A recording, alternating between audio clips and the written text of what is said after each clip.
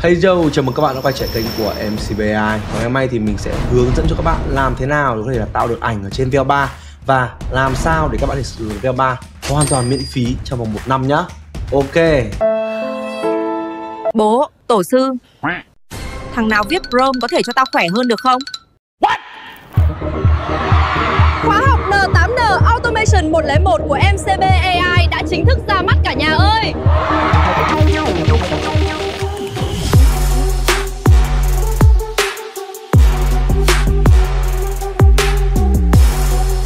Thì mình cũng muốn giới thiệu các bạn đây là một vài những cái video mà mình đã làm ra và các bạn sẽ cùng xem cùng mình nhá.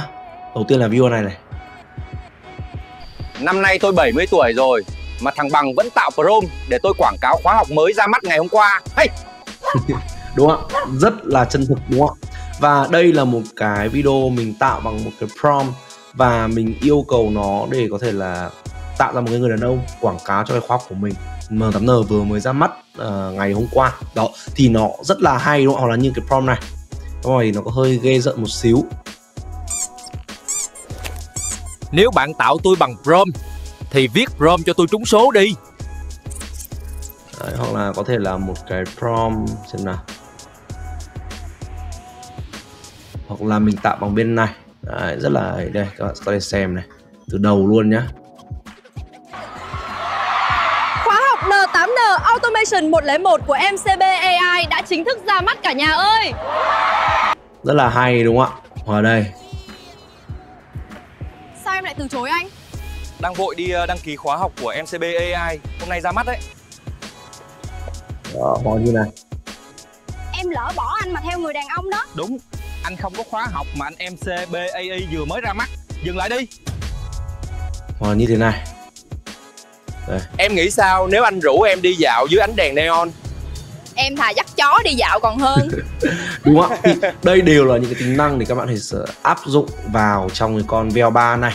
Và nó rất chi là hay. Các bạn chỉ cần một vài những cái prompt nó gọi là nó đơn giản thôi, không cần nó quá cầu kỳ đúng không ạ? Một người đàn ông này in front ở một, nghĩa là ở trước một cái căn nhà gọi là nhìn tồi tàn đó. Nghĩa là một cái câu prompt rất là đơn giản thôi và các bạn sẽ tạo ra được một kết quả tuyệt vời như thế này. Đó. Ok, đầu tiên là mình sẽ đến phần là hướng dẫn sử dụng nhá. Để các bạn có thể sử dụng được VEO3 thì các bạn sẽ bắt buộc là các bạn phải có cái tài khoản Google OneDrive, được chưa ạ? Đó, và hiện tại là cái tài khoản đấy nó đang tính phí. Nó đang tính phí thì mình sẽ tính xem cái phí của nó nhá. Đầu tiên là mình sẽ vào đây này. Đúng không ạ? Hiện tại thì để được sử dụng được thì mình đang sử dụng cái gói Google AI Pro 2TP.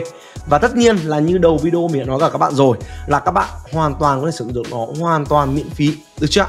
Thì ở đây bên Google họ có cung cấp cho sinh viên Mỹ, đấy, sinh viên Mỹ này cho 15 tháng để có thể sử dụng được cái công cụ này, bao gồm rất là nhiều tính năng khác như kiểu là notebook LLM này, cái gói VEO3 này hay là VEO2 hoàn toàn miễn phí trong vòng 1 năm, được chưa?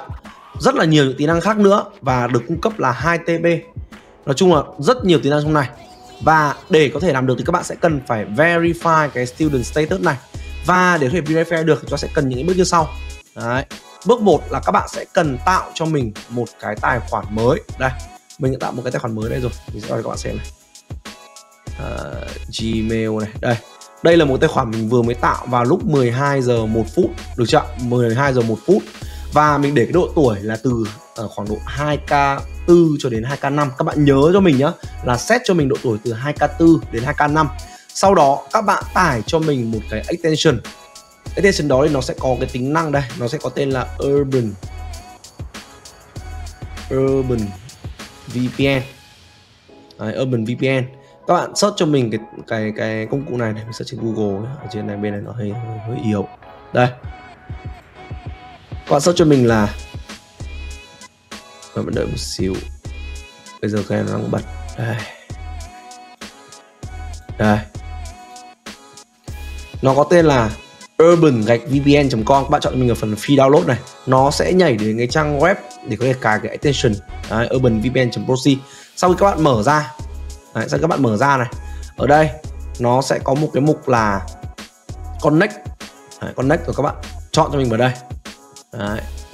Ở đây thì tại vì là sao ạ? Cái tài khoản này là mình đã tạo lâu rồi nên là nó bắt buộc yêu cầu mình là phải verify. Được chưa? Các bạn, nó bắt buộc mình là phải verify email. Đấy. Còn trong trường hợp mà các bạn tạo một tài khoản mới thì nó sẽ không bắt buộc các bạn phải tạo verify gì cả. Nó sẽ vào thẳng luôn Gemini cho các bạn. Đó, nó sẽ vào thẳng luôn Gemini. Và các bạn có thể sử dụng để có thể tạo được video ở trên hai website. Một là các bạn có thể tạo được ở trên Gemini với 5 lượt tạo hàng ngày. Được chưa? Với miễn phí là 5 lượt tạo hàng ngày. Ngoài ra các bạn cũng có thể tạo ở trên trang là trang Flow. Đấy, các bạn có thể search, nhá. Đây, các bạn search cho mình này là labs.google/fx. Đấy, là nó sẽ ra. Được chưa? Là nó sẽ ra. Hoặc là các bạn search trên Google cũng được. Mình sẽ để cho các bạn một cái đường link ở bên dưới phần mô tả để các bạn dễ tìm kiếm được website này. Ok, thì sau khi mà các bạn đã có tài khoản Pro xong ở đây thì chúng ta sẽ có thể là gì ạ? Bắt đầu tạo được rất là nhiều những cái video khác nhau ở trên này. Và các bạn nhớ giúp mình ý, là luôn luôn bật cái VPN qua Mỹ nhé mọi người nhé. Kể cả từ lúc mà mọi người đăng ký cái tài khoản Google One này cho đến khi mọi người sử dụng để đăng ký vào Google Gemini hay là Flow. Tại vì hiện tại là cái gọi là tính năng này nó chưa được hỗ trợ tại Việt Nam đâu, nên là mọi người phải tranh thủ nhá. Ok, thì bây giờ mình sẽ tạo ra một cái gọi là một cái video bất kỳ đi, đúng không ạ? Xem nào, mình sẽ sử dụng ChatGPT. Đấy, mình sẽ sử dụng ChatGPT để có thể tạo ra được một cái câu prompt ở đây, đúng không ạ? Mình sẽ sử dụng ChatGPT ở đây. Thì bây giờ này là mình muốn xem nào, mình sẽ sử dụng này, tạo cho tôi một câu prompt đấy, về một người đàn ông Việt Nam đang ngồi ở vỉa hè trong một quán phở ở Hà Nội tầm xế chiều. Người đàn ông có một nụ cười ấm áp và đang nhìn bát phở nóng. Đấy, xem nào, bát phở bò ngon, có nhiều thịt, có rau, nhìn rất tươi mới và ngon lành. Ở đằng sau thì có hiệu ứng là mờ và xe đi qua đi lại, xe máy đi qua đi lại chẳng hạn. Đấy, người đàn ông cắn một miếng rồi dừng và nói thật không thể tin được, bát phở này ngon quá đi.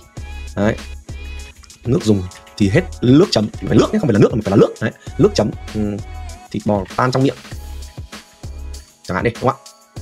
Trong tiếng Việt, ánh sáng tự nhiên này, 4K cinematic. Đấy, quality.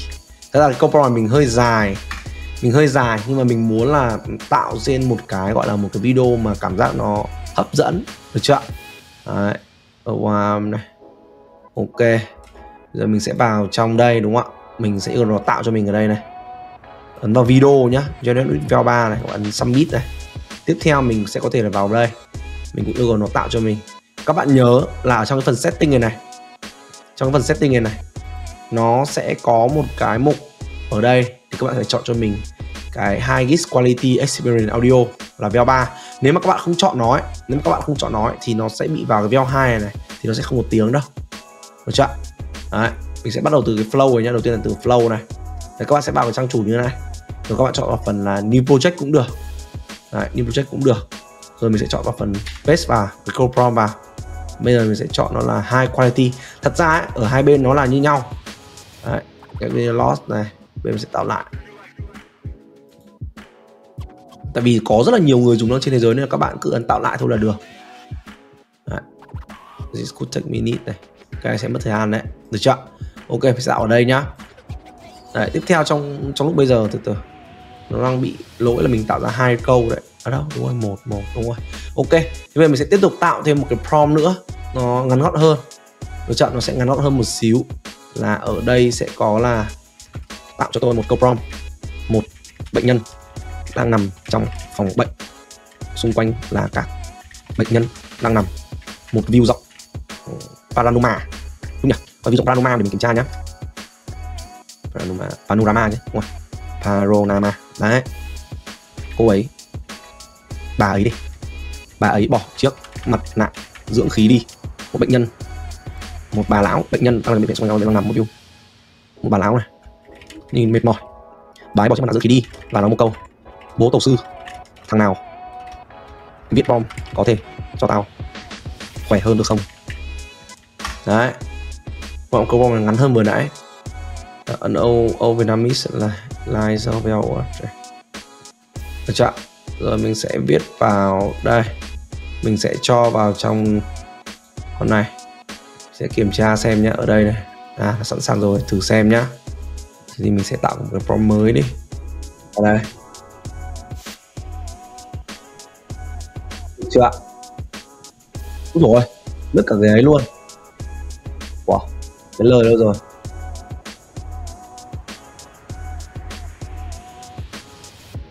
Có thể là nó đang bị lỗi xíu. Đen thật. Đúng cái video mà làm hướng dẫn cho anh em thì nó lại bị lỗi. Đây, cái này có vẻ đỡ hơn, vẫn là người đàn ông kia kìa. Thật không thể tin được, bát phở này ngon quá đi. Đấy, cái này phải đỡ hơn rồi. Nước chấm, thịt bò tan trong miệng. Đấy.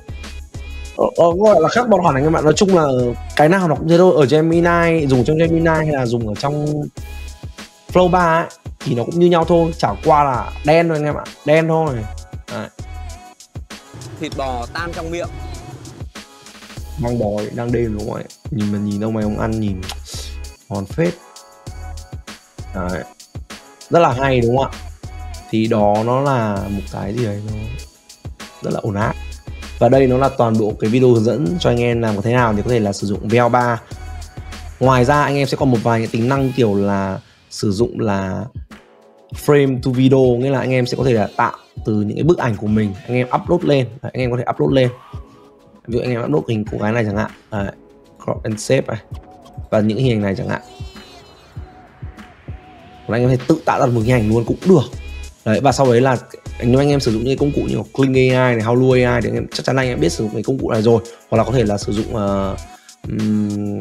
Runway các thứ thì nó đều như thế thôi. Ngoài ra nhá, nó sẽ có một tính năng là cái góc quay ấy. Đấy, cái góc quay như này này, rất là nhiều góc quay. Thật ra thì cái này đối với mình nó cũng không phải là cái gì nó quá là mới mẻ đâu, được chưa? Mình chỉ tập trung vào cái vấn đề là nó tạo ra cho mình một vài những cái video nó như thế này.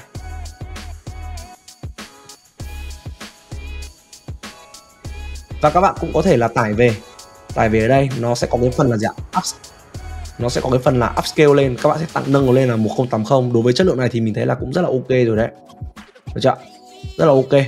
Đấy, nó còn có tính năng nữa là iteration. Thì đối với cái gói này thì các bạn sẽ cần phải nó yêu cầu là phải subscribe.